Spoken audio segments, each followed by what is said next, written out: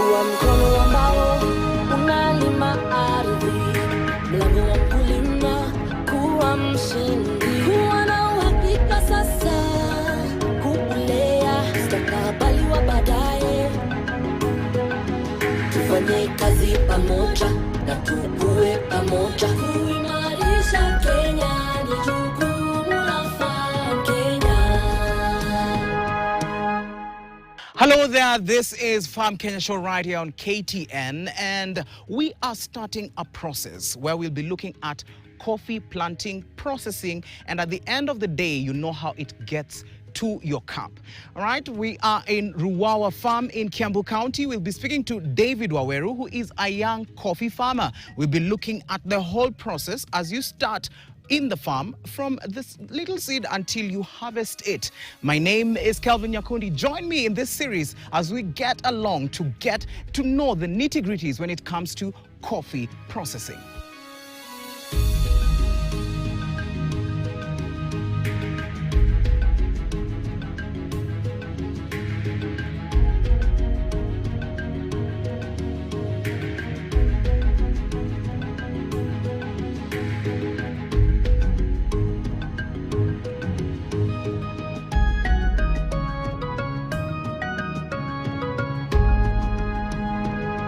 All right, David, thank you so much for joining us and just giving us your insights. So let us start from the beginning. When it comes to coffee farming, you know, very many people, when you get coffee in your cup, you don't really think about how this whole process came about. Yes. So just take us through. First of all, what do you even think about, or where do you start with coffee farming?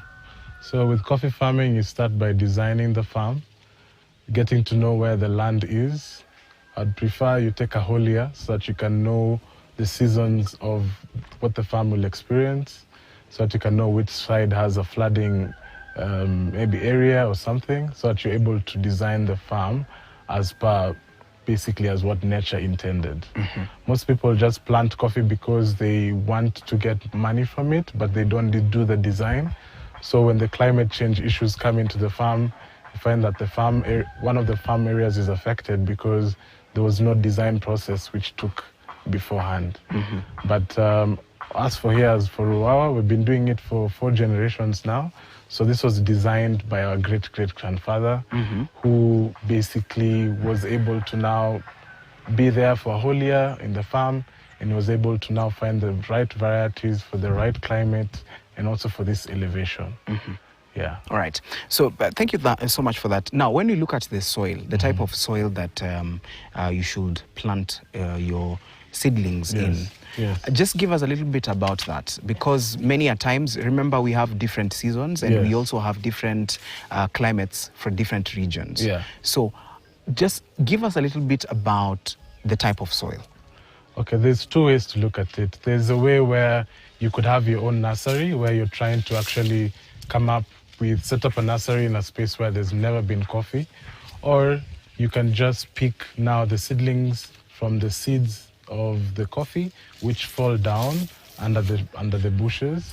So for us, it's more of getting a balanced pH of the soil, because you don't want the soil to be too acidic, which it will also affect your coffee to be too acidic. And also you want to look at the humus levels in the soil. So get to about 5 to 7% of humus levels. Humus meaning anything that is waste from the birds or from the insects or from any microorganisms that are in your farm. So I would suggest first do a soil test and then design the farm as per the seasons go. And then now from that you're able to know what variety to put. Like over here, we put the SL variety because we started with when SL was the thing, and it still is the thing. I would say the Kenyan gold of coffee is SL. The taste and the flavor is different from Ruiru.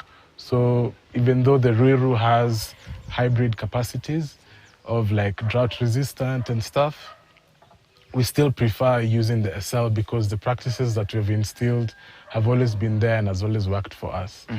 With this done, then it comes to a question where the soil now is being listened to and the crop which is designed to stay in that soil is actually flourishing.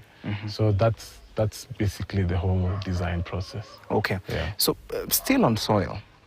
So how should a farmer, now once they've seen how to design the farm, they've seen the climate that is suitable, now how does a farmer prepare the soil before now you even now decide to introduce seedlings into the soil? Yes. So for me, I would work backwards. Most farmers would get the seedlings and then plant it. For me, I'd look for the market first, so that I plant the right seedlings for the market, so that I don't really get to look for the market later on. So it's more of getting your figures right, coming up with a small sketch of how you want your farm to run, then now listening to the soil, and then doing what is capable for your region. And I would suggest plant also fruit trees in your coffee farm, try plant some bananas. I'm sure people are normally looking at coffee as a monoculture system, but for us, a multi-story system has worked, where we have the bananas, the macadamias, the coffee, and we also have now the mulching, which happens all year round from the trees. So we don't really get to spend a lot of money investing in like mulch and doing a lot of other commercial practices which other people do. So for us, it's more of listening to the soil, designing your farm.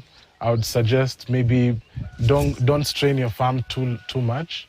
Maybe in an acre you can put 1,800 bushes. That's like a middle tier. Then from that now you're able to come up with a nursery, which now you can replicate or replace the ones which are older with the ones which are young.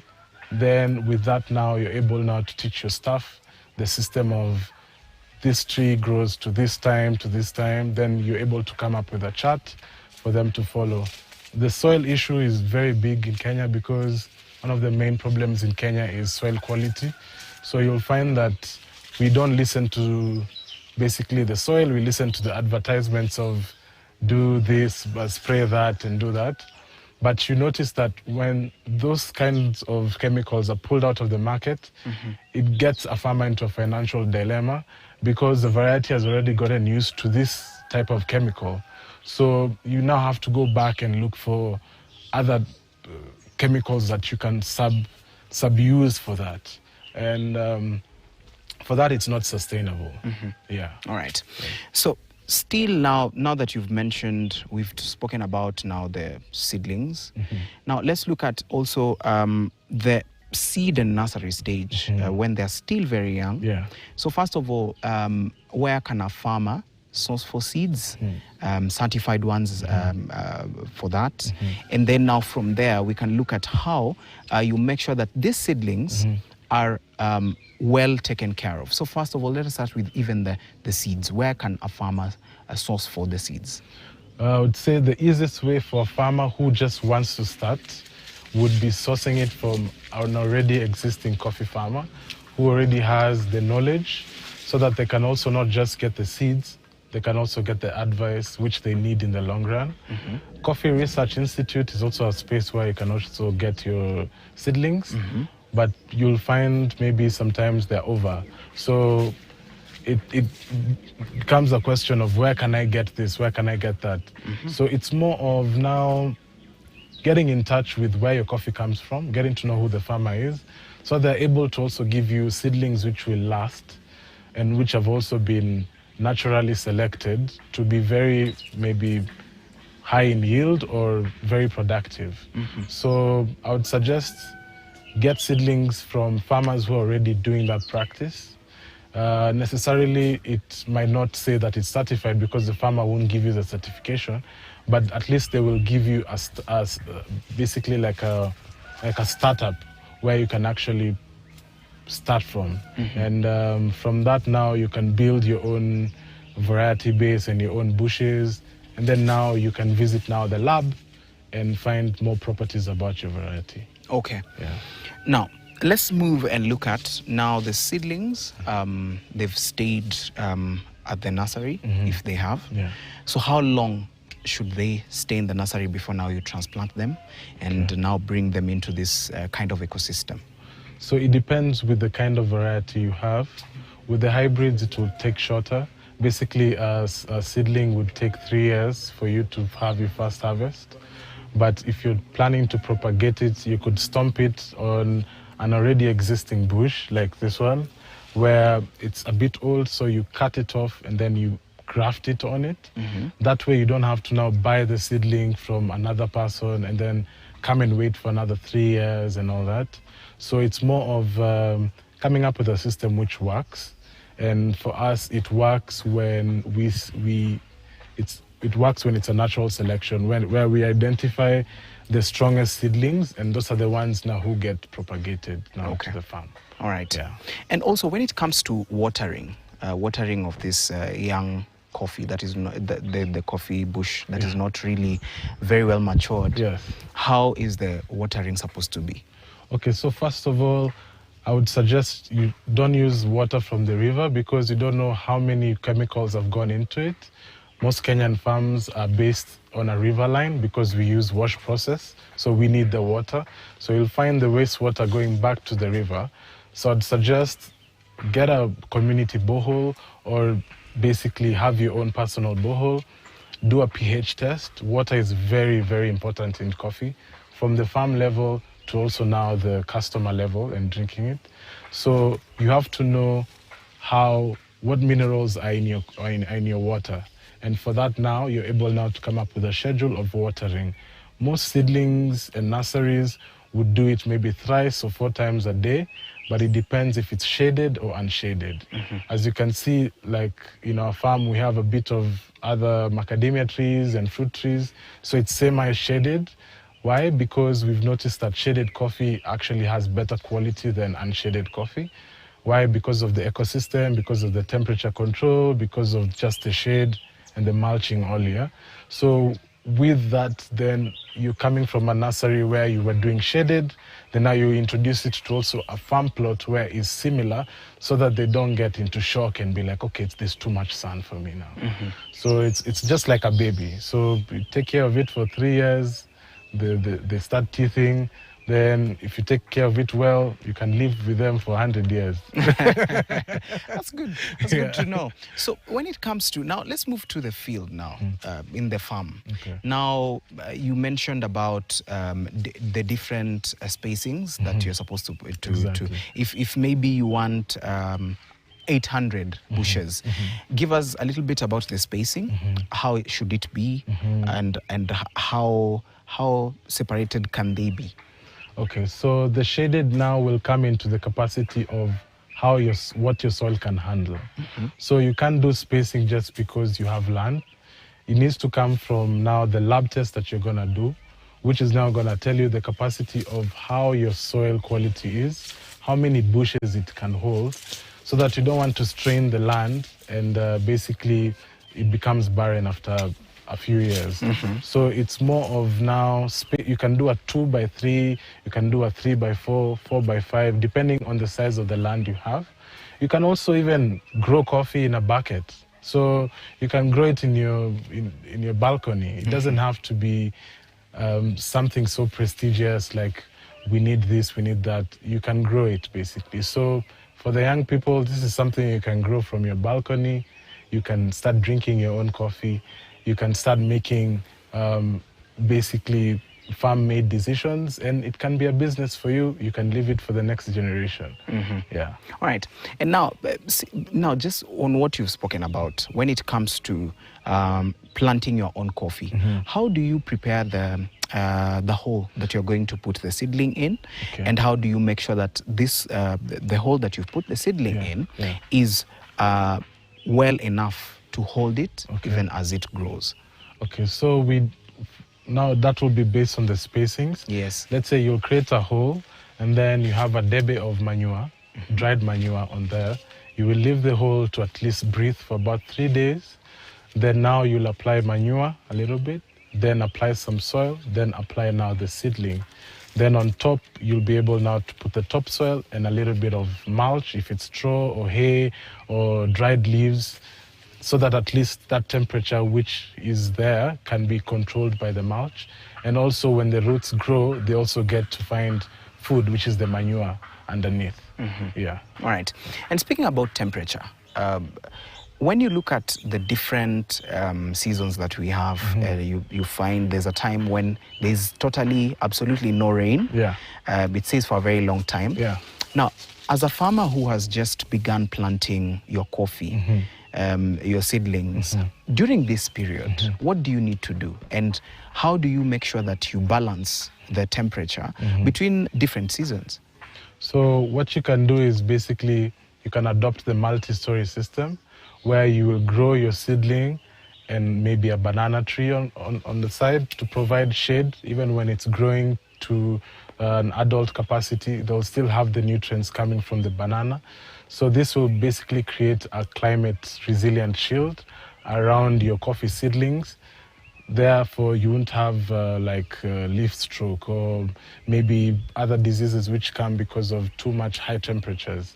So with that, you're able to now control and also have an extra source of income from the bananas for you as a farmer, because as you said, it's a seasonal product. So you need something else to supplement it. So I would suggest fruit trees. I would suggest berries. I would suggest if you're able to do apples, do it. If you're able to do even sugarcane, do it. But do it with an aim that you're also providing shade for this nursery, and also you're not just overdoing it. So you'll do it to the system. Okay. So, and now when it comes to the field, now you've put your seedling, it is growing. How do you take care of that? How do you water it? How do you make sure that at the end of the day, this seedling stands like the ones that we are seeing around us? Exactly. Yes. So there's now called, it's called coffee nutrition and husbandry. Husbandry meaning that you're taking care of the seedling from its natural state, which is from a seed, to now being a full adult. So with that now, you're able now to come up with a schedule based on your location of your farm. Maybe if you're planting your coffee in a very windy space and you would love maybe to do coffee and other things, but what's hindering you is maybe the soil quality is a bit low. So would suggest on the nursery side, possibly have something that you can add to it, maybe cow manure or liquid manure coming from the compost, or whatever source of input that you can, have a stable source of it, so that when now you're coming up with a schedule for the small seedlings, they're able to actually get the nutrients which they need. So you can have a mixture of cow dung, chicken, and a little bit of crushed bones. If you're seeing that your soil pH that is too low or is too high, then you can control that by adding very natural things to your soil. You don't really have to be dependent on what the TV is telling you. It's more of about going back to the drawing board, going to what really works. So other uses that you would use it is that the coffee spent grounds that you would get from the coffee would now spray it to the other seedlings, which we see that are affected by maybe a leaf rust, you see? So we would add some neem to it, some neem oil, and a balance of some spent coffee grounds. Spent coffee grounds is the coffee that after you finish drinking, what's in the kichungi. Yes. So you can reuse that back to the farm. So you don't really need to have like a wild card that there's a secret to it. No, it's more of using nature, listening to the soil, and letting it guide you. Yeah. All right. Thank you for that. And now let's look at also the watering. The watering and how do you have a schedule? Yes. And is there anything like overwatering of the plant so that it doesn't grow the way it's supposed to be? Yeah. Yes, there is a schedule, especially when. So on the watering stage, we normally look at it as short rains and long rains. So we look at a period where we have a lot of rain, we won't overwater. And when we have short rains, that's then when we'll start watering it. And it could be maybe twice or thrice a week, depending on the age of the coffee. I would say the more younger it is, the more attention to detail it needs. So you would now have to come up with that schedule that I'm saying, based on the weather, not just based on what you're seeing, because the long rains and the short rains will give you a whole demographic of what's going to happen in terms of weather, because we can't control the weather ourselves as farmers. So it's more of planning with the calendars that are already there. Yeah. All right. So when you look at also the growing of this particular coffee plant that you've set up, when it comes to the kind of fertilizer that you're using, first of all, if you're using organic, you can give us a little bit about the examples of what you put in the organic type of fertilizer.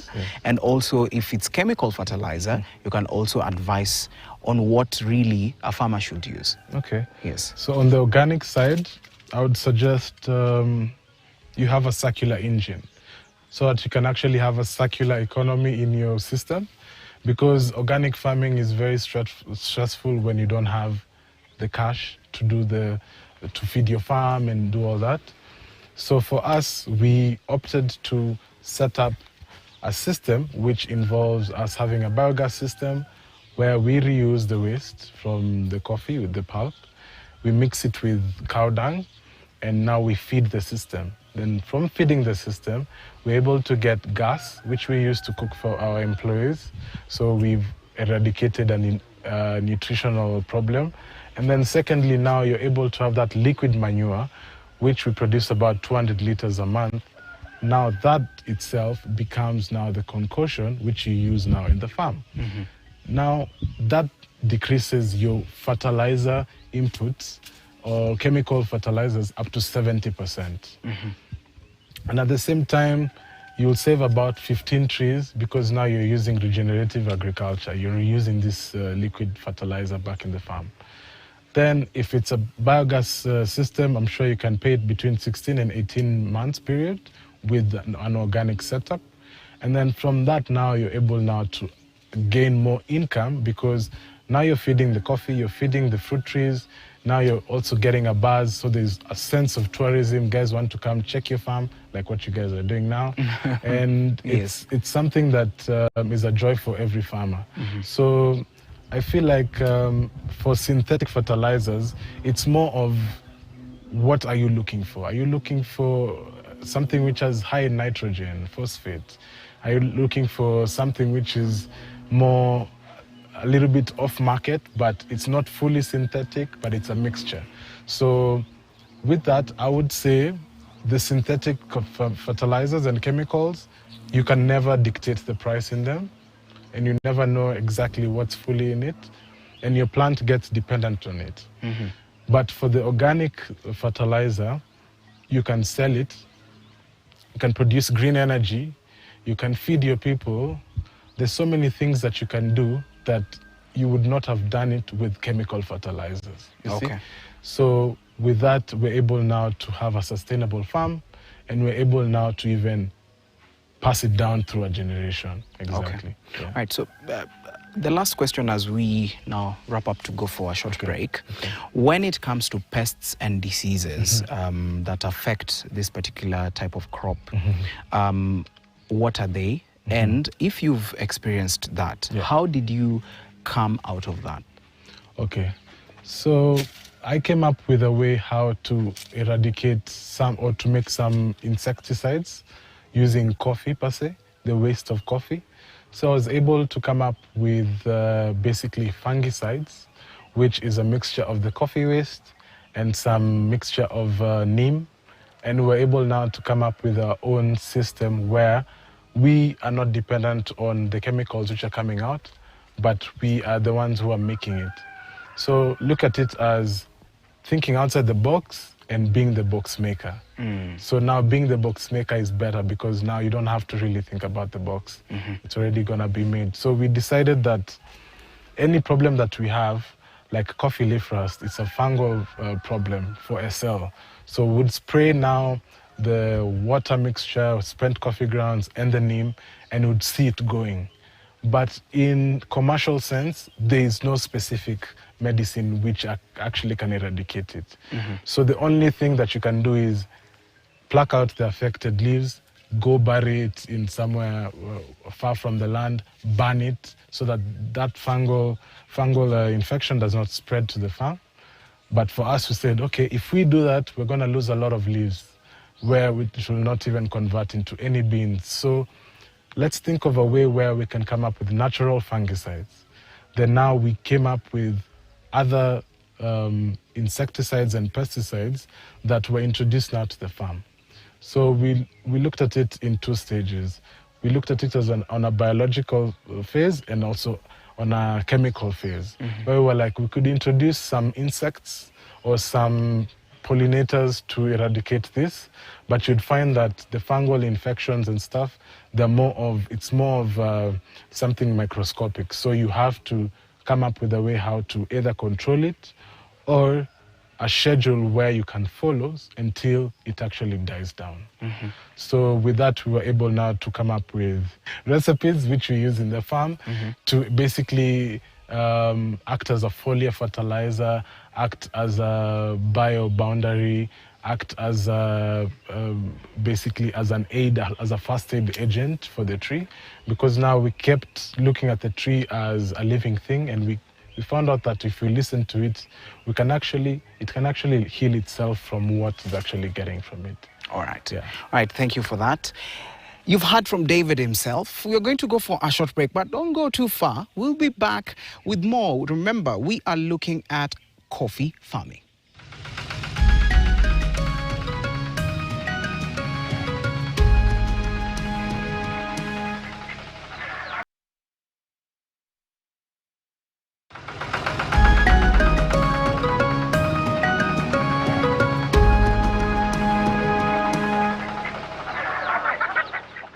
All right, welcome back. And remember, we are speaking about coffee farming. We're talking to David Waweru. Thank you so much for sticking with us. Now, let's continue. We were looking at the pests and diseases. Now, let's look at another thing.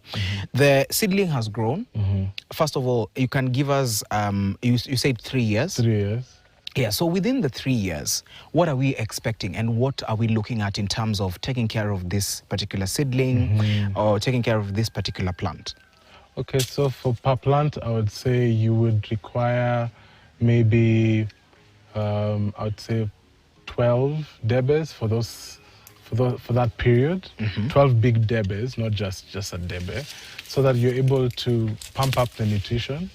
You're able to now make the branches a bit thicker. And then with that now, you're able now to take the water intake for the plant now will actually gain more. So for us, it's more looking into what can we use now at this stage, when it reaches this stage, what is affecting the seedling? And then from that now, if it's not been affected, can we add more manure? Can we supplement it with maybe chicken manure, you see? Or can we add more mulching? So each stage of each nursery has its own, maybe I would say, specific detail that you can be advised to do at that particular time. But for us, it's more of looking at it on a holistic way, where at each step, if it's affected, if it's not affected, there's steps that we do, there's things that we do which now do not interrupt the growth and now also accompany the nutrition benefits of the plant with the surrounding that is there. Okay. Yeah. All right. And also even over the years, how do you make sure you maintain soil fertility? Because, you know, the soil is the one that is holding this plant. Exactly. So how do you maintain soil fertility over the years? So there's 3 ways you can do it. One, you can plant trees. So the trees will offer not only shade, it will offer mulching. Mulching now becomes part of the soil. It gets into the microorganisms of the soil, becomes the DNA of the soil. Secondly, you can also add like an animal farm, where this animal farm is giving you manure, and that manure is now being used as input for your farm. Then the third way is now you could rely now on chemicals, where you say, I don't have maybe the capacity or I don't have maybe the reach, or that's not my model, this is what I want to do. So you'll now focus on the chemical side of things. So nutritional values are based on each practice and each farmer. So farmers who would see that using chemicals is advantageous to them would actually look for advice from an organic farmer and ask, how is your crop doing? Well, how is it doing? And if they find out that it's actually doing better, they become very discouraged because now they've used their money, they've trusted this brand, instead of trusting the one true brand, which is the soil. So they end up now trying to change their farm rapidly, where now if you're trying to come from chemical to organic, you can't just do 90-20 or 90-10 or whatever. You have to have a balance where you decrease maybe your chemicals by 15% each year until now you're able now to be at a level where the organic is more than what your chemical side is doing. Okay. So you can easily now transition. Most farmers now cut maybe the SL variety and put in Ruiru because they're saying, oh, it's a hybrid, oh, I won't use so many chemicals, all that. But in reality, the flavor is not the same. SL has a different flavor. And that's why it's native to Kiambu and it's native to central Kenya. Okay. And you'll find now the Ruirus, which are hybrids, you can't really compare yourself to Brazil. Brazil also do hybrids. That's why they are the #1 exporter of coffee. So they've been able to come up with varieties which they're drought resistant because of their high yield. They don't want things to just radically change. So for us, let's focus on the artisanal side.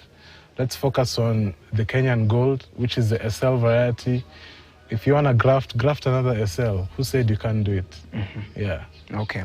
And I think we'll get to the SL variety and the market later on, even as we speak now. Let's look at after the 3 years, it has started producing, right? Yes. So when it comes to the producing of the cherries that we have, how do you pick the cherries? And how do you know this cherry is ready to be picked? Okay. Yeah. So first of all, when the nutrition, after now 3 years, it's been well, it's been a good momentum. Now you'll actually be seeing that the cherries vary with the variety. There's a different size of cherry with SL, a different size of cherry with the Ruiru, and then now you find out that Ruiru has maybe less needs than SL. SL now you'll find that people want to be there, it's more hands-on, it's very delicate and all that. So from now then, from it being a young infant now to being an adult, it requires a lot of patience, it requires a lot of vision. You have to see the coffee when it's already even fruiting, even without you being told. So you'll go through a period of flowering. Then after flowering now, you'll first develop your first beans. And also from the flowering stage, you can actually tell by the size of the flower how predominant your coffee is going to be. And with that now, with the help of bees, which if now you're doing organic farming, they will come naturally and pollinate. But now if you're doing chemical farming, it will not attract the bees. So now you'll have now to use other chemicals to now supplement for that. So with that flowering stage over, now you come to the bean. It turns from green to yellow, and then now to pink, and then red. We call it blood red. So when we're having our women picking our coffee, mostly women, we probably just put a Q-Tech shade of what color they're supposed to pick. This helps, keeps the protocol, which is easy, for even our young pickers to come and pick coffee which is right.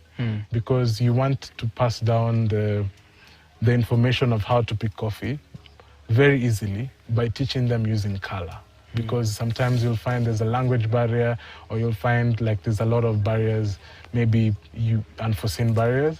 So we do that using color. We put the shade of the bean you're supposed to pick, and now when they're picking, they're focusing on it because they're looking at it on their thumb. Right. Even as we speak about the colors, what period do they change? Like from green to yellow to pink, and then to the one that is ready now to be picked. What period is that? So there's 2 seasons in the coffee farm, in the coffee industry. So in Kenya, I would say fly crop, which is now we're in fly crop. And then the main season comes in later. Both seasons go for 3 months. But you'd find now on the fly crop, you'll find a little bit less coffee. Why? Because at that period, there's not so much sun. The ripening of the cherry is done by the sun.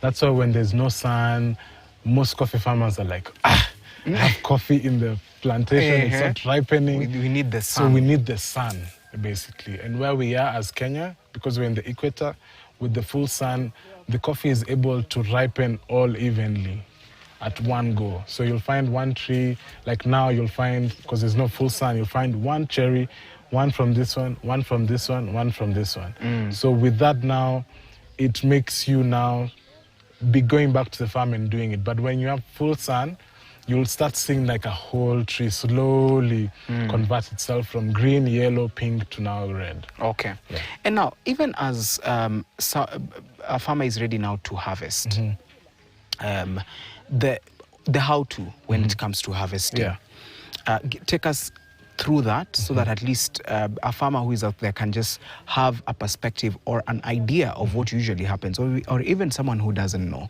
They can understand, okay, this is what we usually do. Yes. So first of all, we start counting the people who are present for the picking. We do this because why? We don't want any young laborers coming out of school and being forced to pick coffee in the farms. So we count the ladies up, we give them the debes. The debes have numbers, and with that debe, they're able now to fill it up to that specific color that we gave them. Then by filling it up, they're able now to bring it to the pulping station or the roasting space where it will be sorted again in case there's a few cherries which have been picked wrongly. So with that now, you're able now to come up with a system which is a pre-sorting system after harvest and post-harvest system where now you're able now to get the external laborers on time, they're able to pick the right amount of coffee, they're able to be given a target where they're supposed to meet. Then by this now, you run your coffee as a business instead of running it as a lifestyle. Okay. Basically, yeah. All right. So now, the bush is there. It's the cherries are ready for picking. When you look at the average amount that maybe a tree can bring, or even an acre can bring, if you can just sum that up for us so that at least we understand, okay, one tree, how much can one tree produce? And at the end of the day, as a farmer, how much does it bring back to you? Exactly. Yes. So we've noticed two problems in the scene where the people who are pruning the coffee have not been maybe given a proper handling management of the coffee. So you'll find most coffee farmers right now are doing 0.5 kilos a tree. Okay. But if you have the practices of the protocols of this is what you pick, this is how you pick it, this is the time you pick it, then for us, we've been able to scale it up to 5 kilos a bush. 1 acre could comfortably fit 1,800 bushes. Out of this 1,800 bushes, if you're doing on the low side that 500 grams, you won't be able to pay yourself. You won't be able to even pay your workers. But now if you're doing an upwards of 2 kilos and above, then now you're able now to even have better understanding of the coffee, plan better, get more people to harvest it in time, and also it gives you more morale as a farmer. So I would say it's how you schedule yourself. If you look at it as an open-minded farmer, you can do it.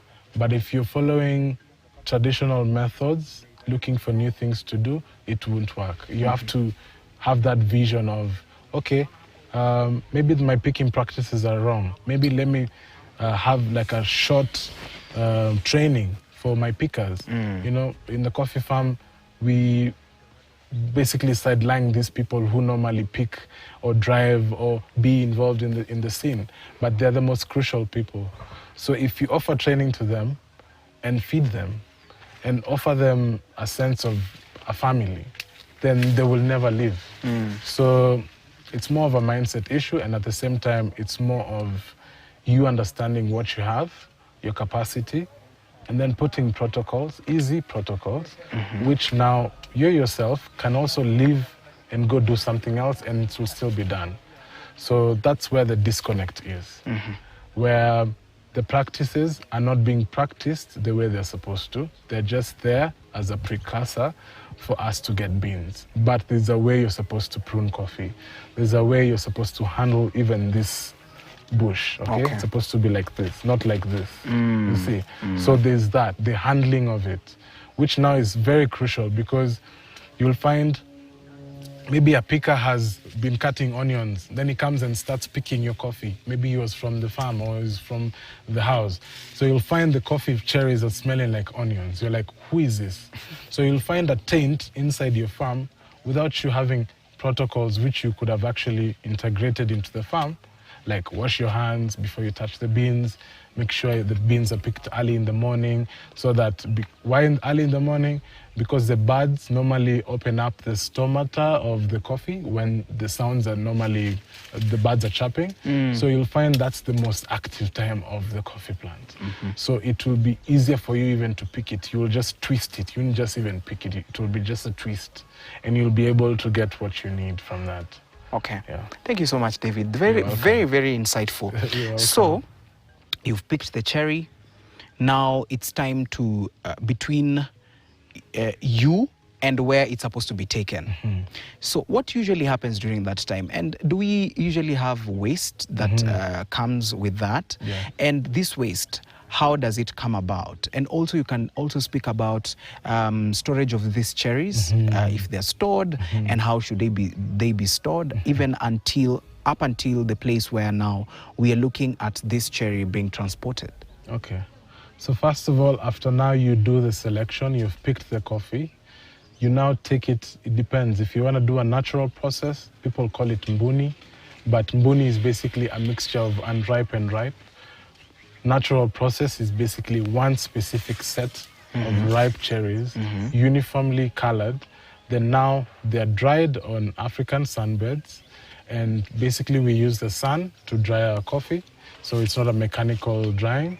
Then after that, now the coffee can be pulped or it can be dry milled, depending on what you want.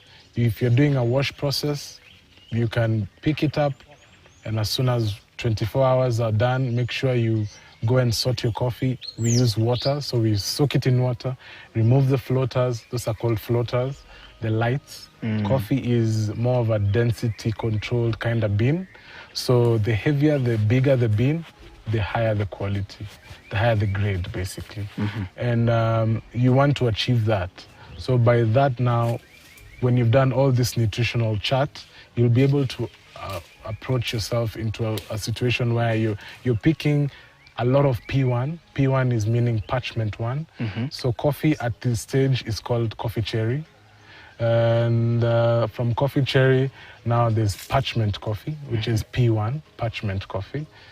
Then from parchment coffee, there's now wet parchment and dry parchment. So it's wet parchment, you dry to the sun, dry parchment, then now you mill it. After milling means you remove the coffee husks. Yes. So the coffee husks, from now, what I've said, from the pulping to the husk, you already have like 2 or 3 waste profiles. First you have the water you used, wastewater. Then now you have the pulp, which you used from the pulping. Then now from that, you could either say you have now the parchment, which is a coffee husk.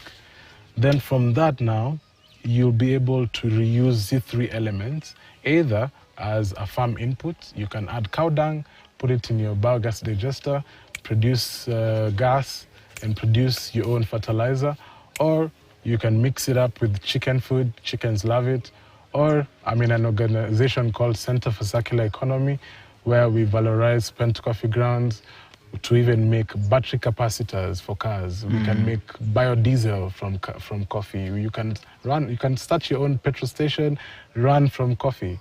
You can start your own painting company made from coffee pigments, bleaching company or cleaning company made from coffee. So coffee is wide. Yeah? We've only focused on the consuming side. Yeah. But we've forgotten that it's actually a black gold. Why is it a black gold? Because it has so many uses. so many properties that you can use. We could actually have water filters made from coffee. And that could also put us ourselves in the map as Kenya producing coffee and also producing value-added innovations to come up with solutions for us. So coffee is wide, and I'm happy to be one of the young people who's interacting with like really innovative minds, which have the same mindset as me. Okay. Yeah. Thank you for that. And now let's look at the market. You had mentioned about it earlier on, even as we are now kind of wrapping up the conversation. Let's look at the Kenyan market when it comes to coffee in Kenya. From your perspective, and you've been doing this for quite some time, when you look at how the market is behaving in terms of when you, maybe let's compare it with other different crops. How is coffee performing, and what do you think needs to be done in order to at least improve the crop within the country? First of all, I would love coffee to be very self-sufficient, from its waste to its people, because now us as farmers, we've gotten to a point where we have to drink our coffee to understand our coffee. That was the first barrier I had to do, which was, I was a farmer, I loved coffee, and I had never drank my coffee. So now when I started drinking my coffee, I started understanding what coffee is. Then, number two, as a farmer, your most important weapon or shield or mindset is research. If you research and research and research and research, no other person will come outside there and tell you things that you don't know. You'll be on top of that. And that also ties in with your story. Are you also somebody who is seeing coffee not just as a commodity, but coffee as a bridge between communities? So for me, I see it as a bridge between communities, because I am here to tell the story for everyone, and everyone should listen because you're part of the story. And with that, we're able now to come up with better prices for our coffee farmers, better prices even for the people we work with, better pay, and we boost employment. I feel like coffee is the biggest industry right now that if we do not take charge of it as young people, it's gonna collapse. Because there's a lot of who said what, who said that. There's a lot of fake and unfake people who want to be part of the community, but they are not part of the community. So you end up filtering a lot of people, and you end up now finding your tribe by just knowing more about your coffee. So I broke the boundary. I said, I'm gonna drink my own coffee. I'm gonna come up with my own chemicals. I'm gonna come up with my own innovations to boost my coffee, because it came from a place of lacking. It came from a place where I had to be resilient, you see? So with that, I would say that don't go to a coffee farm or to a coffee shop just to look at it. You know, find out who the farmer is, get to know where your coffee comes from, get to actually see that if you can collaborate with this person, you can do anything. Coffee can collaborate with anything. Music. I play music to my coffee trees because I'm also a creative. And that's the input I also put out. I don't forget about me playing a guitar or mixing or doing music. I bring it to the farm because this is where I feel at home. This is where I feel at peace. And this is what growth looks like. Yeah. All right. Thank you so much for giving us your insights today, and also giving us the how-tos when it comes to coffee planting. You have it from David Waweru himself, and you've heard from him. Do you usually play music to your coffee? I think it's something you should think about. My name is Calvin Nyakundi. Today we've been looking at the process of planting coffee. Of course, remember, next week we'll be looking at this other process from after you've harvested your coffee. What do you do with it? Let's meet next time, same place right here on Farm Kenya.